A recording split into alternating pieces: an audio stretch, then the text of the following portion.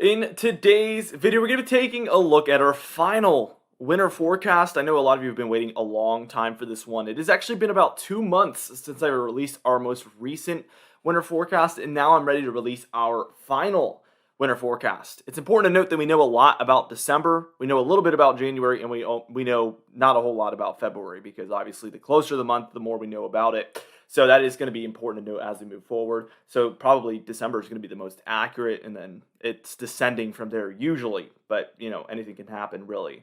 Now, the first thing we're taking a look at here is our precipitation anomalies. And as you can see, we have slightly below average precipitation expected for the Southwest, especially here, California, Nevada, Utah, Arizona, New Mexico, Colorado, Texas, Oklahoma, down through the deep South states like Louisiana, Mississippi, Alabama, Georgia, Florida, over into some of the southeast like South Carolina and North Carolina there as well. All of these states dealing with some of this below average precipitation. And it's mostly because we're in a La Nina. In La Ninas, we see a lot of storms tracking through the northwest like this. And in the opposite, the El Nino, we see a lot of storms tracking through the south like this. Okay, so we're not in an El Nino, so we don't see any of this really.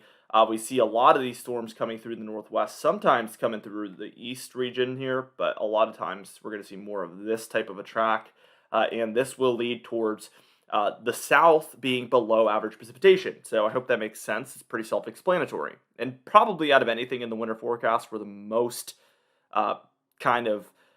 anticipating this. We're the most confident in this. Now, as we add these further below average precipitation anomaly regions here, we can see that for the Southwest, we have a more confident area here, and then also very deep into the Southeast and the Gulf states here as well. We're more confident in this.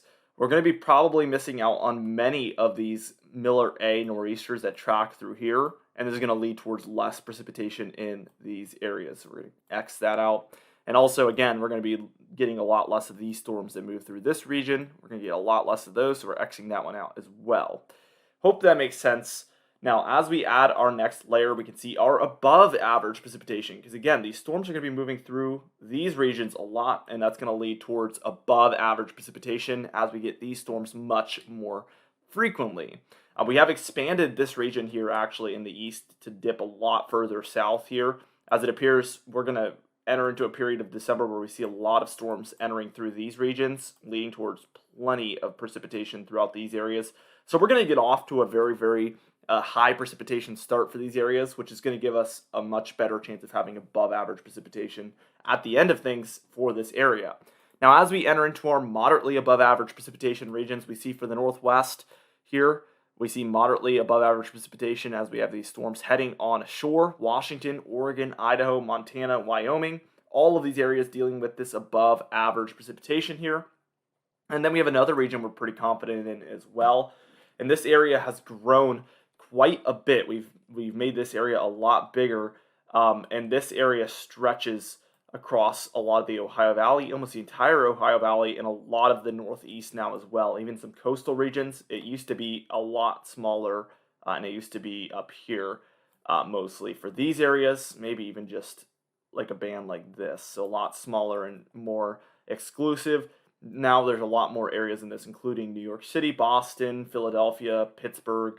So we got a lot of bigger areas now included in here. Almost DC and Baltimore as well there, not to mention. Now, as we move on and talk about the temperature forecast here, not a whole lot has changed. Cold in the east seems to be the trend, and we have signs that December is going to feature a lot of this type of weather. Cold entering in from the north, and we're fairly confident in this occurring. Now, we have a moderate area for this as well, where we have even more confidence in this cold for this area here. And then we have a third layer where we're the most confident, and we expect the most below average precipitation to occur, or temperatures to occur in here. Montana, the Dakotas here, Minnesota, Iowa, Missouri, even the Ohio Valley here, and the Great Lakes. All of these areas we're expecting below normal temperatures, and even far below normal temperatures for some of these spots. Now, we do expect above normal temperatures here for a lot of the west, including the southwest here, and all the way up through portions of the northwest. As a ridge looks to develop, there's very warm waters offshore of this area, and as these waters and winds move the temperatures influenced by the waters over the land here, it should warm things up, and we call this a positive PNA. and this forces the cold around this area oftentimes into areas like this, and even areas in the northeast as well. So this is the driving force behind the pattern that we expect throughout a majority of the winter here. And this is our reasoning for a lot of what we're forecasting here. So I hope it makes sense. Now, as we move on here to our snowfall chance forecast, this is where we're going to be going over who can see below normal or above normal snowfall in general. Again, less storms moving through these areas gonna basically mean less snowfall than normal. Even warmer for a lot of these areas as well is not going to help either. So we have multiple factors going against the deeper south. Now for the northern areas here, we see the lighter blues. We're expecting slightly above normal chance at snowfall with that precipitation, the temperatures all combined. But certainly these darker blue regions, as we see these areas receiving a lot of storminess, I expect above normal snowfall to be a really good chance. And we're going to have a lot of storms swinging through this area here, most commonly. Even when there's a southeast ridge bringing warmer temperatures underneath like this, we will still see storms able to track in here and give these interior regions snowfall. This is going to lead towards above normal snowfall, in my opinion, for a lot of these areas, or at least a good chance at above normal snowfall, which is all it takes, really, most times. Now, for the overall forecast, in the southwest, we expect warmer than normal conditions. Outside of that orange region, we do expect, in the yellow areas, warm and dry conditions, okay? Cool and stormy up there in the northwest, in those kind of greenish regions there's going to be a lot of storms moving through. It's going to be cooler than normal most times, and this is going to lead towards some snowfall opportunities. Speaking of snow, typical snow there for the Rockies and the Cascades. They're going to get snow whether it's warm or cold, and that's just a given. Year over year, that is what occurs. Cold and snowy, better yet, they're just east of the Rockies. We see to the north of that area, the polar vortex might easily make an appearance this year as we have teleconnections really, really favorable. Everything leaning in the direction of colder than normal conditions. And really, it's going to be a good year for deep Arctic air to be able to make its way into the north central United States, an area that has consistently seen below normal temperatures over the past 10 or 15 years most times. Worst of winter there for the Great Lakes. I really expect that area to have frequent storminess, lake effect snow at times. We've already seen a ton of that occur. I expect more of that to continue, and those things combined are going to lead towards the worst of winter conditions. Arctic blasts there for kind of the Ohio Valley into a lot of the plains. Winter battle zone to the south in the pink area. That's where we're going to see ice, rain, snow, sleet, freezing rain, you name it. It's going to be a possibility in there. It's going to be a battle zone of the precipitation types, and that's why it's called that.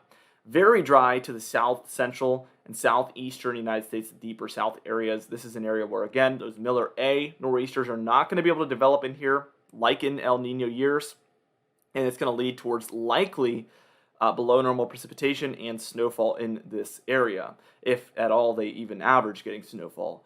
Tons of snow there for that blue region in the interior eastern United States. Again, a common track, even if there's a southeast ridge bringing warmer temperatures to the southeast. So let's say there's a warmer air mass in here. We can still see some storminess moving in from the north and curving right around this area, which would mean snowfall for this tons of snow region. So that's going to be a good track for you guys. And I think huge snowstorms along the east coast are going to be possible, especially in scenarios where we sometimes see clippers dip really far south and make their way up the east coast.